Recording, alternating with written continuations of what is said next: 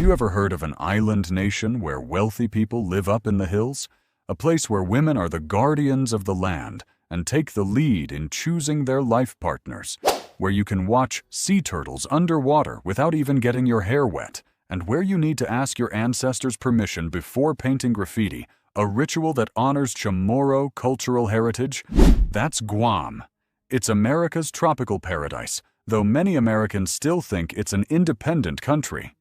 From the world's most beautiful beaches, where the locals actually don't swim, to whole village parties featuring grilled Spam and shredded coconut, Guam is a place where all the usual rules get flipped upside down.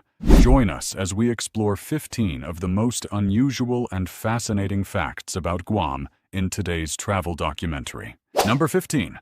The most unique place in the Pacific. Did you know there's a part of the United States that doesn't have a Walmart, but has its own country code just like an independent nation? That's Guam, with only 210 square miles of land, about half the size of San Diego County.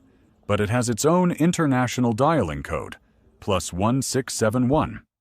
Interestingly, quite a few Americans think Guam is an independent country, but in reality, Guam has been a U.S. territory since 1898, located over 3,800 miles west of Hawaii and even closer to the Philippines than to California. Guam is the very first place in America to see the sunrise.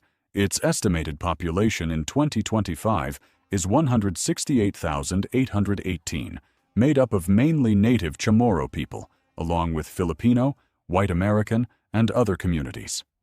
The main languages are English and Chamorro, which sounds like a mix between Spanish and island dialects. Guam has a humid tropical climate, with a rainy season from July to November and temperatures around 85 degrees Fahrenheit, 29 degrees Celsius, year-round, a real perpetual summer paradise. Another fascinating fact: even though Guam is an unrecognized state, people from Guam are U.S. citizens, just without the right to vote for president. This is an experience only Guamanians can truly understand. Number 14. The only island nation where you can dive underwater without getting wet. In Guam, you don't need scuba gear or to swim in the ocean to see the underwater world. All you need to do is walk or hop on a submarine. The Fisheye Underwater Observatory, located at Pity Bomb Holes, is Guam's only underwater observatory. A 1,000-foot wooden bridge leads you from shore straight out into the ocean.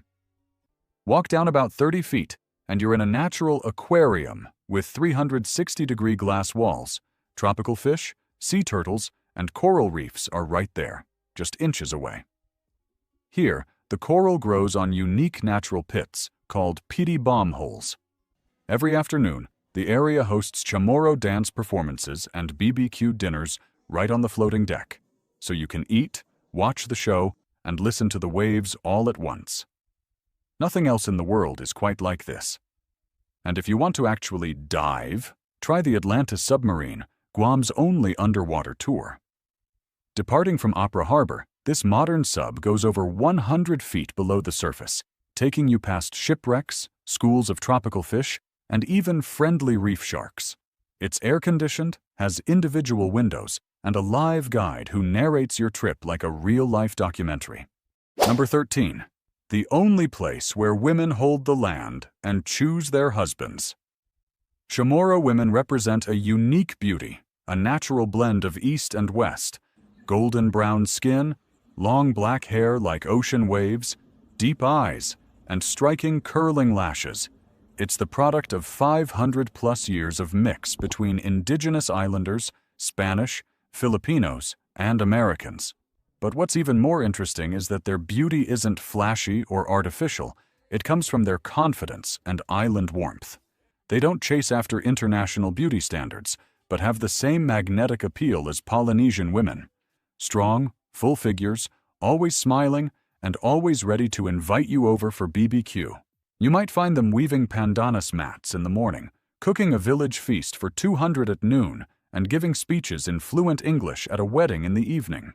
Uniquely, in Guam, it's the women who are the heads of the family. They manage the land, finances, village feasts, and pass down culture through weaving, cooking, and traditional dress. Today, Guam's women are open to the world and often marry foreigners to explore new horizons. But if you want to get to know a charming Guam woman, remember, winning her mom's heart is key, because sometimes the mother-in-law holds both the keys to her daughter's heart and the land where you might want to stay longer than you expected. Curious how to make friends with Guam's women online or on dating apps?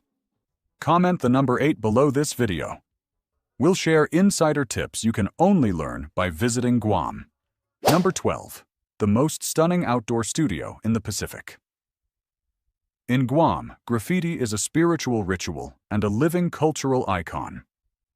Chamorro youth use color to communicate with their ancestors. Every wall is like a modern letter sent to the past.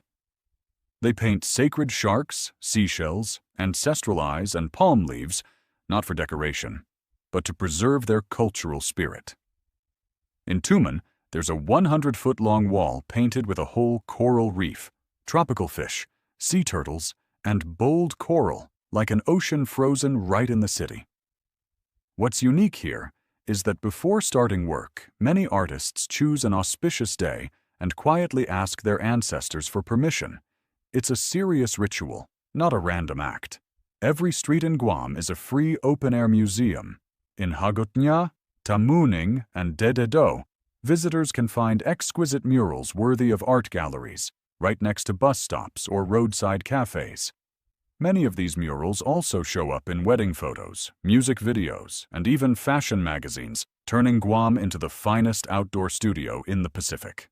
If you want to know more, join a Mural Walk storytelling tour, where every mural has its own Chamorro legend, brought to life, step by step. Number 11. An island that honors flightless birds and silent water buffalo. Guam is a nation where a flightless bird and a quiet water buffalo are honored with postage stamps, monuments, and even their own race day. Not lions or eagles. Guam's national symbols are two humble animals: Coco, a flightless bird, and Carabao, a gentle water buffalo. Coco can't fly and isn't as colorful as jungle birds, but the whole island admires its will to survive. Today, you'll see Coco on stamps and airport signs, and especially at the annual Coco Road Race, a big event where people come from all over to run like a Coco, persistently, quietly, without giving up. As for the Carabao, rather than pulling plows, it now pulls parade floats at festivals. Decked out with garlands and necklaces, you'll find Carabaos on coins, school logos, and even bronze statues in Hagåtña, the capital, becoming the model for the ideal Chamorro man: strong, quiet, and deeply devoted. Coco and Carabao become national icons, not through power or glory, but through endurance, meaning, and their connection to the island community. Number 10. The world's most beautiful beach paradise, where people never go swimming. Can you believe there's a U.S. island with some of the most beautiful beaches on the planet, but where locals barely ever swim? That's Guam, a rare blue gem in the Pacific. Here, the ocean is much more than a place to swim. For the Chamorro people, it's a sacred space, a place to fish, honor ancestors, or roll out a grill for a village-wide BBQ. While visitors may rush into the water, locals are often flipping kebabs by the shore. The most jaw-dropping is Ritidian Beach, at the northern tip of Guam, just beyond Andersen Air Force Base. This is a protected national refuge, crystal clear water, powdery white sand, and a natural nesting ground for rare sea turtles. It's so peaceful you can hear the wind breathe. Guam isn't trying to sell tourism. Its beaches aren't ticketed attractions. They're places to preserve ancestral memories and the island way of life. That's what makes Guam so different, and it's why visitors never want to leave. Comment number 4. If one of Guam's beaches is now on your bucket list. Number 9. Only in Guam. Volcanic pools and living ancient villages. On the southeastern side of Guam, there's a place that makes you want to swim and stand still to take in the view at the same time. Inarajan Natural Pool.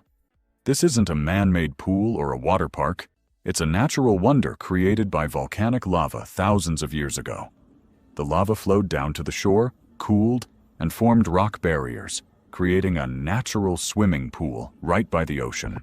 So clear and safe, it feels like a family pool. What's amazing is that, underneath the water, there's a whole mini ecosystem. Reef fish, seaweed, and young coral swim around your feet, and you don't even need a snorkel or life vest.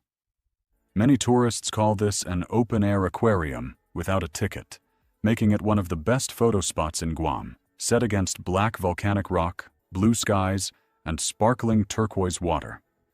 Nearby, you'll find Inarajan Village, one of the few places where you can still see ancient Chamorro coral stone houses. Locals here still weave mats, make cakes, and braid hats by hand, just as their ancestors did.